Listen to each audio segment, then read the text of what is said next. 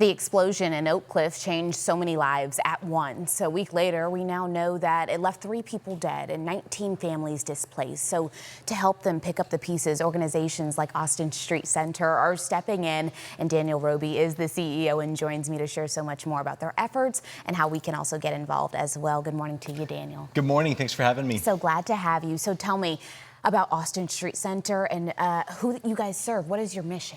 Well, Austin Street provides safe shelter and meets the basic needs of some of the most vulnerable homeless in our community. In this case, this horrible explosion, left dozens of families without a home. And so we've been working with the city and a bunch of great nonprofits to make sure that everybody is able to access a permanent house now that they are moved out. Yes, indeed. Well, the city of Dallas called upon Austin Street Center to help coordinate those relief efforts for those who are impacted by that recent apartment explosion in Oak Cliff. And so tell me about that response that you guys have had. So the city contacted us within about 24 hours of the incident, and our role primarily has been to make sure that we're able to provide rental assistance for 6 months for each one of these families. So we've been raising lots of private funds to be able to make that happen, and then coordinating between lots of nonprofits doing lots of great work. Mission Oak Cliff has been providing lots of clothing and food.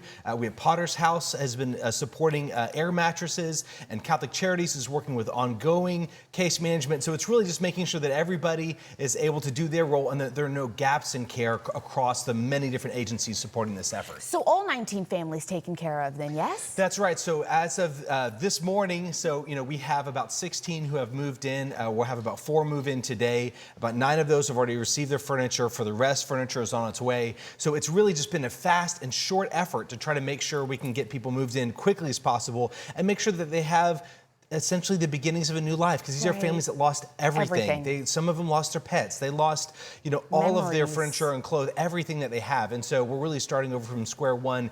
They're remarkably resilient and amazing people. But they're leaning on you guys, and I think that's why they have the space and the power to be so resilient. You guys are fast acting for sure as far as getting everything set up and ready to go. And this effort brings together several organizations like Daniel was just talking about. So I want to make sure that we get everyone out there who was partnering and doing all the things. And so can you give them a shout out one more time? Sure, just of everyone that I know you said Potter's House, and then tell me the rest of them again. Yeah, so grateful for the city of Dallas and their coordinating. So Catholic Charities with the case management, Mission Oak Cliff. We've had a lot of support from Potter's House. We've also been working with several other organizations that are plugging in here and there. And so it's really just been a community effort. I'm so grateful for how supportive the city has been to be able to address these needs. Yes, indeed. Well, this is a powerful example of just how Dallas comes together, especially after crisis. And so what have you witnessed that speaks to the strength and generosity of our community? You just said the people who are affected, they're so resilient. Well, and I want to thank Community Foundation of Texas, Dallas Foundation, the Muse family, and others that have stepped up to be able to help provide this rental assistance. The challenge that we have now is that we're learning that neighboring properties were also impacted. Some of those families are now having to leave. So they didn't lose, everything that they own, but they are having to leave, their units and find a new place to live. And so the next course of action over the coming weeks will be to try to make sure that those families also get some support so that everyone's needs are taken care of. Yes, indeed. I know you have partnerships and sponsors, but anything we can do to help, viewers included?